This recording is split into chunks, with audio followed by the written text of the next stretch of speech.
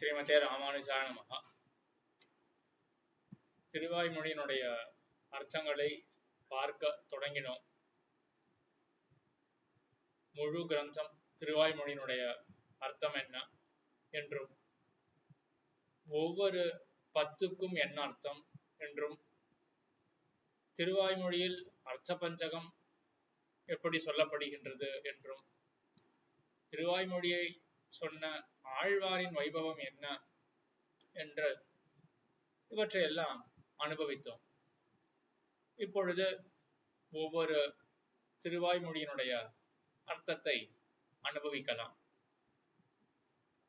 1000 பாட்டுக்குள்ளே முதல் பதிகம் உயர்வர உயர்நலம் என்கிற பதிகம்.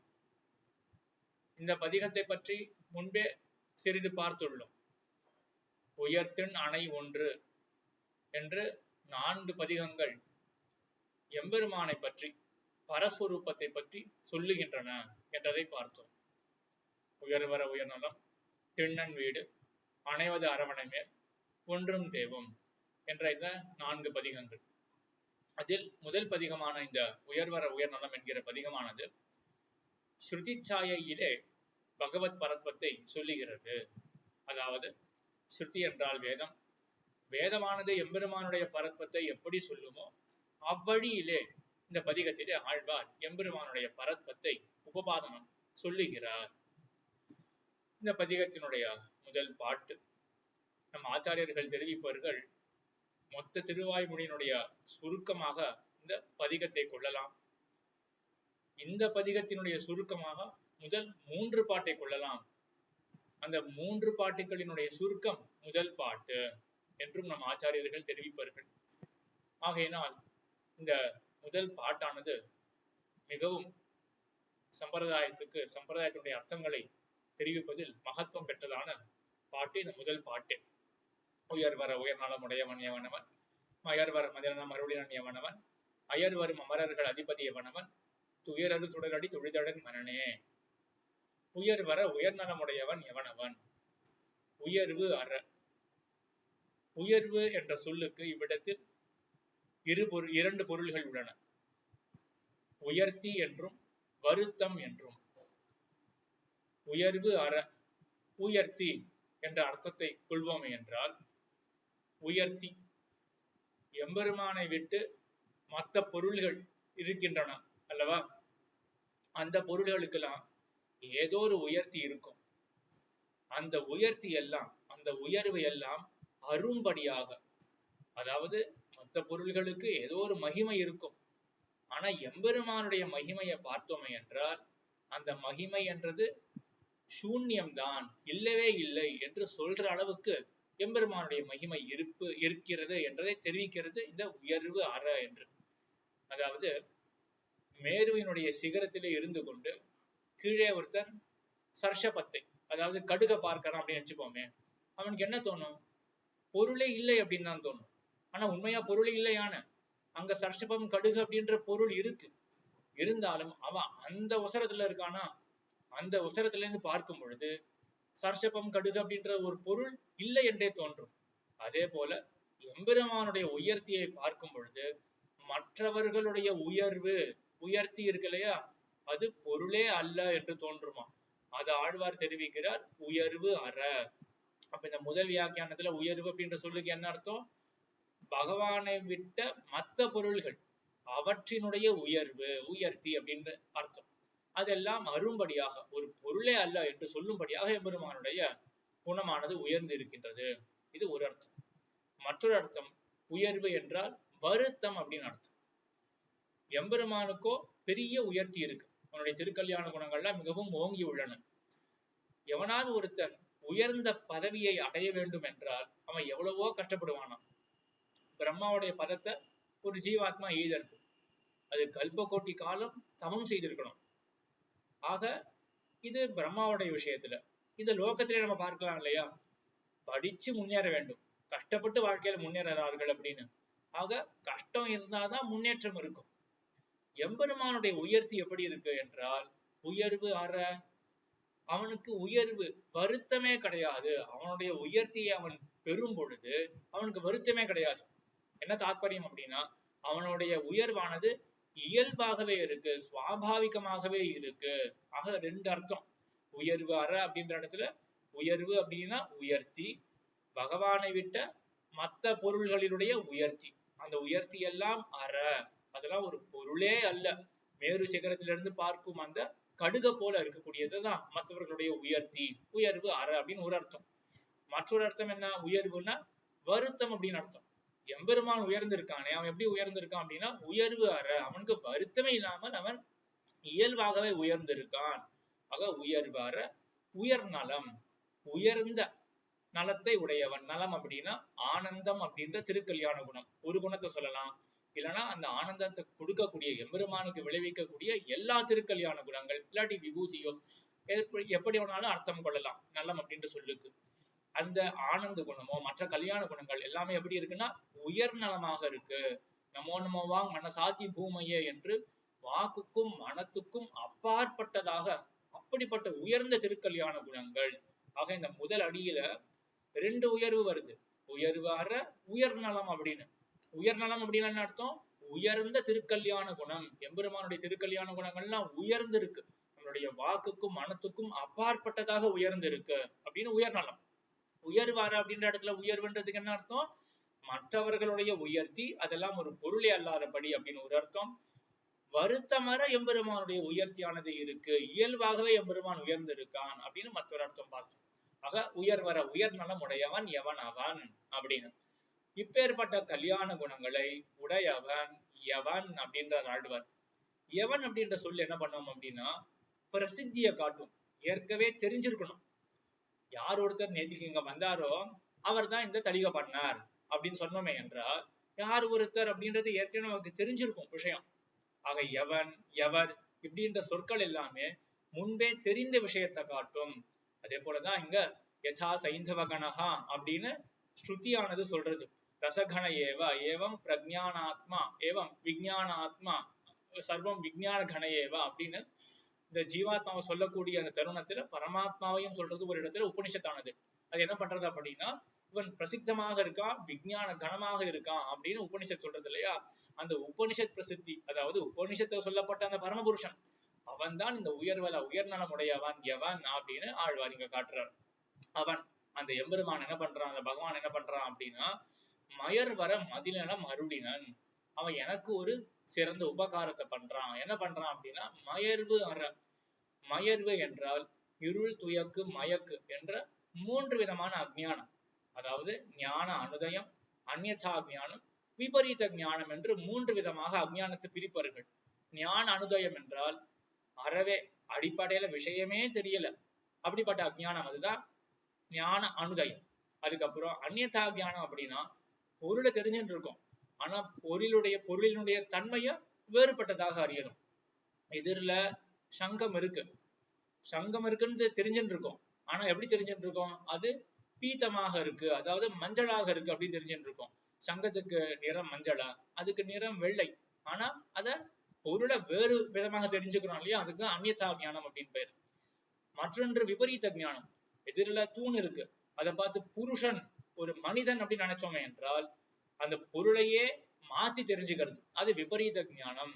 இந்த மூன்று விதமான அஜ்ஞானங்கள், ஞான அனுதயம் அறவே தெரியாது, அடுத்தது அந்யதா ஞானம் தப்பாக தெரிஞ்சுக்கிறது, விபரீத ஞானம் மூன்றாவது பொருளையே மாத்தி தெரிஞ்சுக்கிறது. இந்த மாதிரி மூன்று விதமான அஜ்ஞானங்கள் இது அனாதி காலமாக ஆழ்வாருக்கு இருந்தது.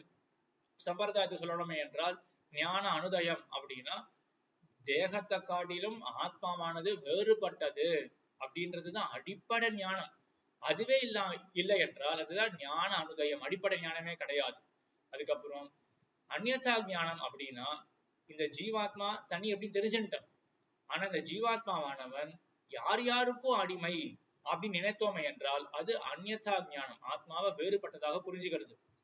விபரீத ஞானம்னா அடிப்படையிலேயே ஆத்மாவை வேறுபட்டதாக புரிஞ்சுக்கிறது. ஸ்வதந்திரன் அப்படின்ற பிரமம், நான் எனக்கே ராஜா அப்படின்ற நினைவு இருந்ததுதான் அது விபரீத ஞானம். ஆக ஆழ்வாருக்கு இந்த மூவிதமான ஞானம் அனாதி காலமாக இருந்தது. எம்பெருமான் என்ன பண்றான், மயர்வு அற மதிநலம் அருளினன் அப்படின்னு இந்த மயர்வெல்லாம் அரும்படியாக, இந்த அஜ்ஞானம் எல்லாம் தொலையும்படியாக எம்பெருமான் அனுகிரகம் செய்கிறான் என்று. இங்கதான் நம்ம ஆச்சாரியர்கள் ஆச்சரியப்படுறார்கள். மயர்வரம் மதிலனம் அருளினன் அப்படின்னு ஆழ்வார் தம்பாயால தாமே சொல்றார். அப்ப ஆழ்வாருக்கு அவ்வளவு ஒரு விசுவாசம், அவ்வளவு ஒரு நம்பிக்கை. ஏன்னா அனாதி காலமா ஒருத்தருக்கு அஜ்ஞானத்துல சிரமப்படுறார். இன்னைக்கு அவருக்கு எல்லா விஷயமும் தெரிஞ்சிருக்கு அப்படின்னு வச்சுப்போமே. தெரிஞ்சிருந்தா கூட அவருக்கு கொஞ்சம் தயக்கம் இருக்கும். எனக்கு என்ன எல்லாமே தெரிஞ்சிருந்தா? ஏன்னா அனாதி காலமா அஜ்ஞானத்துல சிரமப்பட்டு இருக்காரு இல்லையா? உதாரணத்துக்கு ஒருத்தர் முடவனா இருக்கான், நொண்டியா இருக்கான் அப்படின்னு வச்சுப்போமே. நடக்கிறதுக்கே கஷ்டப்படுறான். அவனுக்கு சிந்தட்டிக் லெக் கொடுத்தாச்சு. அவனுக்கு ஒரு ஆர்டிபிஷியல் காலை அவனுக்கு கொடுத்தாச்சு. நல்லா சர்ஜரி பண்ணி ஃபிக்ஸ் பண்ணியாச்சு. அந்த காலை கொண்டு நல்லா வேகமா ஓட முடியும். 100 மீட்டரை 10 செகண்ட்ல கூட ஓட முடியும் அப்படின்னு வச்சுப்போமே. ஆனா அவனுக்கு நம்பிக்கை இருக்காது. அவனை சுத்தி உள்ள டாக்டர் வேணா சொல்லலாம், அதனால கண்டிப்பா ஓட முடியும் அப்படின்னு சொல்லலாம். ஆனா அவனுக்கு கொஞ்சம் தயக்கம் இருக்கும். ஏன்னா அவனுக்கு நான் நொண்டி கஷ்டப்பட்டிருக்கேனே அப்படின்ற அந்த வாசனை இருக்கும். அந்த பழக்கத்துல அவன் சட்டுன்னு ஓடுறதுக்கு வராது. ஆழ்வாருக்கு எப்படின்னா இது வெறும் இந்த ஒரு பிறவியில ஒருத்தர் முடவனா இருக்கான் அப்படின்றத பார்த்தோம். அனாதி காலமா ஆழ்வார் அஜ்ஞானத்துல கஷ்டப்பட்டு இருக்காரு. ஆனா இன்னைக்கு அவர் நம்பிக்கையோட சொல்றார், எனக்கு எல்லாம் தெரியும். இதுதான் சொல்றாரு ஆழ்வார். மயர்வர மதிலம் எனக்கு அருளினன் அப்படின்னு சொன்னா எனக்கு எல்லாம் தெரியும் அப்படின்னு அர்த்தம். மதுர கவி ஆழ்வார் பக்கத்துல இருக்கிறவர், அவர் கண்ணினும் செலுத்தாமல நம்ம ஆழ்வாருக்கு எல்லாம் தெரியும் அப்படின்னு சொன்னா பரவாயில்ல. சுத்தி இருந்து அவர் பாக்குறார், அவர் நம்பிக்கையோட சொல்லலாம். இப்ப ஆழ்வாரு எந்த அளவுக்கு ஒரு நம்பிக்கையில எம்பெருமான் கொடுத்திருக்கான் அப்படின்னா, அந்த வாசனையை போக்கிட்டான். அஜ்ஞானத்துல நான் தவிச்சேன் அப்படின்ற வாசனையே போக்கிட்டான். எந்த அளவுக்கு போக்கிட்டான் அப்படின்னா, ஆழ்வார் தம் வாயால தாமே சொல்லிக்க முடியறது எனக்கு எல்லாம் தெரியும் அப்படின்னு. அதான் மயர்வர மதிநலம் அருளினன் அப்படின்னு சொன்னார். ஆக மயர்வர என்ன கொடுத்தான்? மதிநலம் அருளினன். மதி என்றால் ஞானம், நலம் என்றால் பக்தி. இதை பார்த்த உடனே என்ன தோணும் அப்படின்னா, வேதாந்த பிரக்கிரியையில வேதாந்த கிரமத்துல எப்படி இருக்கு? முதல்ல ஞானம், அதுக்கப்புறம் ஞானம் கனிந்த நலம். நலம்னா பக்தி இல்லையா? ஞானம் பகவானை பத்தின ஞானம், அதுல அன்பு சேர்க்கணும், அது பக்தியாக ஆகும். ஆக முதல் படி ஞானம் மதி, 2வது படி நலம் பக்தி அப்படின்னு தோணும். ஆனா இங்க ஆழ்வாருக்கு அப்படி கொடுக்கல எம்பெருமான். முதல்ல ஞானத்தை கொடுத்துட்டு அப்புறம் கொஞ்ச நேரம் கழிச்சு பக்தியை கொடுத்தான் அப்படின்னு கிடையாது. கொடுக்கும் பொழுது எப்படி பண்ணான் அப்படின்னா, பக்தி ரூபா பண்ண ஞானத்தை கொடுத்தான். பக்தி என்ற நிலையை அடைந்த ஞானத்தை கொடுத்தான். ஆக நலமான மதியை கொடுத்தான் என்று மதிநலம் அருளினான். மயர்வர மதிநலம் அருளினான் எவனவன். அதுக்கப்புறம் அயர் வரும் அமரர்கள் அதிபதி எவனவன். இப்படிப்பட்டவன் யாரு? இன்னைக்கு நம்மாழ்வாருக்கு அருள் செய்யறானே, அவனுக்கு ஆளே இல்லையா? அதனாலதான் நம்மாழ்வாருக்கு அருள் செய்யறானா அப்படின்னா கிடையாது. அவனுக்காக அடிமைப்பட்டவர்கள் ஒரு நாடாக உடையவன். எண்ணில் அடங்காத அமரர்கள், நித்திய சூரிகள், அமரர்களுடைய அதிபதியாக எம்பெருமான் இருக்கின்றான். அந்த அமரர்கள் நித்திய சூரிகள் எப்படி இருக்கார்கள்? அயர் வரும் அமரர்கள். அயர்வுனா மறப்பு. எம்பெருமானை மறப்பதே கிடையாது. எப்பொழுதும் பகவத் அனுபவம் நித்திய சூரிகள் பண்ணிட்டு இருக்கார்கள். அயர் வரும் அமரர்களுடைய அதிபதியாக எம்பெருமான் இருக்கான். அமரர்கள் அப்படின்னு பன்மையில இருக்கு, பல அமரர்கள். அங்கதான் சந்தேகம் கேட்டுக்கிறார்கள் ஆச்சாரியர்கள்லாம். அந்த அமரர்களை எம்பெருமான் ஆளுகிறான். ஆனா அமரர்களோ பன்மையில பல அமரர்கள் இருக்கார்கள், நித்திய சூரிகள் இருக்கார்கள்.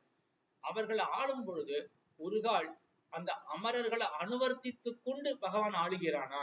அதாவது என்னன்னா, இந்த லோக்கத்துல முதலமைச்சரா ஒருத்தன் இருக்கான் அப்படின்னு வச்சுக்கோமே. அவனுக்கு சட்டமன்றத்துல உறுப்பினர்களா பல பேர் இருப்பார்கள், அந்த கட்சியில சேர்ந்தவர்கள். அந்த கட்சியை ஆள வேண்டும் என்றால் அவன் ஆவோ அப்படின்னு வெறும் கட்டளையிட்டு ஆள முடியுமா? அந்த சட்டமன்ற உறுப்பினர்களையும் அனுசரித்துதான் அவன் ஆள முடியும். அது போல, ஏன்னா அவர்கள் பன்மையில இருக்கார்கள் இல்லையா? அது போல நித்திய சூரிகளோ எண்ணில் அடங்காதவர்கள் பன்மையில இருக்கார்கள். அவர்களை ஆளுகிறான் எம்பெருமான் அப்படின்னா கொஞ்சம் கொஞ்சம் அனுசரித்து ஆளுகிறானோ என்றால் அப்படி கிடையாது.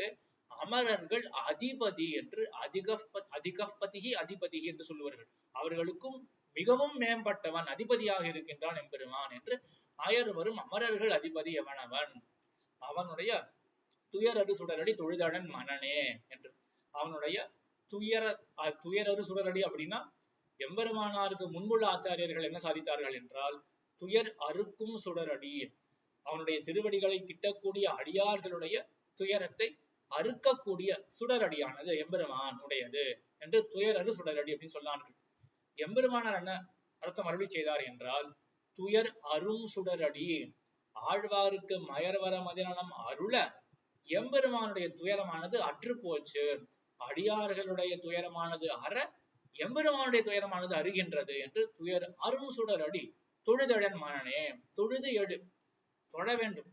பகவத் குணத்தினுடைய எடுப்பு கண்டோமுக்கு என்று நம் ஆச்சாரியர்கள் சாதிப்பார்கள். அதாவது எம்பெருமானுடைய குணங்கள் இவ்வளவு ஓங்கி இருக்கா, ஓங்கி இருக்கும் பொழுது ரெண்டு விதமா அவன் திருவடிகளிலே விழ வேண்டும் என்று அரும்புத உரையிலிருந்து தெரிகிறது. ஒரு விதம் என்ன அப்படின்னா, இப்பேற்பட்டவனா இருக்கான் ஒருத்தன், அவனை எதிர்த்து நிக்க முடியுமா? நதியானது பெரிய பிரவாகத்தை எடுத்துட்டு அது வெள்ளமாக பாய்கிறது. அப்பொழுது அதனுடைய கரையில இருக்கக்கூடிய மரங்கள் எல்லாம் அடித்து பறியுண்டுக்கும். ஏன்? அதெல்லாம் வணங்க மாட்டேன் அப்படின்ற நிலை பெற்று நிக்கிறது, ஃபேமா இருக்கு. அப்ப என்ன பண்ணும் நதியானது? அது வேரோட பிடிங்கின்னு போயிடும். ஆனா அந்த நதியினுடைய நடுவிலேயே இருக்கக்கூடிய நீர்வஞ்சி களம் அப்படின்னு ஒரு புல் இருக்கு. அது என்ன பண்ணும்? அப்பேற்பட்ட வெள்ளம் வரும் பொழுது அது வழி கொடுக்கும், அந்த வெள்ளத்துக்கு எதிர்த்து நிக்காது. அது வெள்ளம் போற வழியில அது தலை சாய்க்கும். அதனால அது பிழைத்து போயிடும் அந்த நீர்வஞ்சி களம். அது போலதான் பகவானும் எல்லையற்ற பிரபாவத்தை உடையவன். அவன் எதிரில நான் அப்படின்னு யாராவது நிக்க முடியுமா? நின்றோமே என்றால் ராவணன் போலதான் ஆகும். ஆகையினால நமக்கு இருக்கக்கூடிய ஒரே வழி என்ன அப்படின்னா, தொழுது எழு என்று தொழுகைதான். அப்பேற்பட்ட எம்பெருமான் திறத்துல அடியேன் அப்படின்ற வணக்கம், இது மட்டும்தான் நமக்கு வாழ்ச்சிக்கு உறுப்பாக இருக்கும் அப்படின்னு ஒரு அர்த்தம் சாதிக்கிறார்கள். மற்றொன்று, இப்பேற்பட்ட கல்யாண குணங்கள் இருக்கு இல்லையா, இந்த கல்யாண குணங்களை கண்ட பிறகு அடியேன் அப்படின்னு விடுறதை தவிர நமக்கு வேற வழியே கிடையாது. நம்ம விடலையே அப்படின்னா நம்ம இன்னும் அந்த குணத்தினுடைய அனுபவத்துக்குள்ள நம்ம இன்னும் பெருசா போகல. போனோமே என்றால் வேற வழியே கிடையாது. அடியேன் அப்படின்னு திருவடியில விடுறதுதான் நமக்கு கதியாக இருக்கும். தொழுது எழு, தொழுதால்தான் எழுச்சியே, இல்லைன்னா அசன்யவச பவதி அப்படின்னு நம்ம இருந்தும் இல்லாததாகத்தான் இருப்போம். தொழுதழி என் மனனே அப்படின்றார் நம்ம ஆச்சாரியர்கள் காட்டுறார்கள். மயர்வர மதியானம் அருளினன் அப்படின்னு சொன்னார் இல்லையா முன்னாடி. அப்போ எனக்கு மயர்வர மதியானம் அருளினன் அப்படின்னு சொல்லவே இல்லை, பொதுவா சொல்லிட்டு விட்டார். மயர்வர மதியானம் அருளினன் அப்படின்னு யாருக்கு? பக்கத்துல இருக்கிறதற்கா? கிடையாது. சடகோபர் ஆகிற நம்மாழ்வாருக்கு தான். அது நாம் அர்த்தத்தை அப்படியே நம்ம வருவித்துக் கொள்ள வேண்டும். சரி, ஏன் அங்க எனக்கு அப்படின்னு சொல்லல அப்படின்னா, மயர்வரம் மதியானம் அருளை பெறுவதற்கு முன்பு ஆழ்வார் தம்ம ஒரு பொருளாகவே கருதவில்லை. இப்போதான் மயர்வர மதியானம் அருளை பெற்ற பிறகுதான் என் மனனே அப்படின்னு தன்னையே ஆழ்வார் பார்க்கிறார். அப்ப சொல்றார் தொழுதொழி என் மனனே அப்படின்னு மனசுக்கு உபதேசம் பண்றார். இங்க நம்ம ஆச்சாரியர் எல்லாம் அழகா ஒரு சரித்திரம் காட்டுறா, அதாவது ஒரு விஷயம் காட்டுறா. என் மனனே அப்படின்னு மனசோட தனக்கு ஒரு சம்பந்தத்தை கொண்டாடிக்கிறார் ஆழ்வார். இந்த மனசானது, ஆழ்வாருடைய மனசானது எப்படிப்பட்டது அப்படின்னா, முந்துற்ற நெஞ்சு அப்படின்னு இது முன்னாடி போயிடுமா. பகவத் விஷயத்துல மனசானது முன்னாடி போயிடுமா. ஆகையினால இந்த மனசுக்கு பெரிய உயர்த்தி, எம்பெருமான் திருவடிகளை கிட்டக்கூடிய உயர்த்தி இந்த மனசுக்கு இருக்கு இல்லையா. ஆகையினால அது என் மனனே, அது என்னுடைய மனசு அப்படின்னு அந்த மனசோட ஒரு சொந்தம் கொண்டாடிக்கிறார். லோகத்துல ராமன் கண்ணன் அப்படின்னு 2 பேர் இருக்கார்கள். ஒரே பள்ளிக்கூடத்துல படித்தார்கள். ராமன் நல்லா படிச்சா ஐஏஎஸ் பாஸ் பண்ணி அவன் கலெக்டரா இருக்கான் அப்படின்னு வச்சுப்போமே. கண்ணன் பெரிய படிப்பு படிக்கலன்னு வச்சுப்போமே. ஆனா கண்ணன் எங்க போனாலும் தனக்கு காரியமாக வேண்டும் என்றால் என்ன பண்ணுவான்? நான் ராமன் கூட படிச்சேனே அப்படின்னு ராமனுடைய பேரை எழுத்துப்பான் இல்லையா. அந்த மாதிரி ஆழ்வார் என்ன பண்றாரு அப்படின்னா, அது ஒரு எம்பெருமான் திருப்படிகள்ல அது என்னுடைய மனசு அப்படின்னு அந்த மனசோட தனக்கு ஒரு உறவை கொண்டாடிக்கிறார். ஏன்னா இது எம்பெருமான் திருவடிகள்ல பிராவண்யம் பெற்ற மனசாக இருக்கிறபடினால என்று தொழுதழி என்மானே அப்படின்னு. ஆக இந்த பாட்டுல உயர்வர உயர்நலம் உடையவன் எவனவன் அப்படின்ற அந்த முதல் பாதத்துல முதல் அடியில எம்பெருமானுடைய அனந்த கல்யாண குணாகரத்துவம் அப்படின்ற அந்த விசேஷத்தை அருளி செய்தார். அதே போல எவன் அப்படின்னு சொன்னார் இல்லையா, அது இந்த திவ்யாத்ம சுரூபத்தை சொல்றது அப்படின்னு நம்ம ஆச்சாரியர்கள் சாதிப்பார்கள். அதே போல 2வது அடியில தனக்கு பண்ண உபகாரத்தை சொன்னார், மயர்வர மதியானம் அருளினன் அப்படின்னு. அப்படி உபகாரம் செய்தவன் அயர்வரும் அமரர்கள் அதிபதி என்று நித்தியசூரிகளுடைய நாயகன், அவனுக்கு நித்திய விபூதி அப்படின்னு ஒரு உலகம் இருக்கு அப்படின்றத காட்டினார். இப்படி எல்லாம் இருக்கிற எம்பெருமான் துயரரு சுடர் அடி என்று சொல்லுகையாலே எம்பெருமானுக்கு திவ்யமங்கல விக்கிரகம் இருக்கு அப்படின்றத காட்டினார். ஆக பகவான் அந்த பரம்பொருள் இருக்கு இல்லையா, அதுக்கு உருவம் அல்ல குணம் அல்ல அப்படின்னு சொல்ல முடியாது. பரம்பொருளுக்கு உருவம் உண்டு, குணங்களும் உண்டு அப்படின்றத இதெல்லாம் ஸ்தாபித்தார்.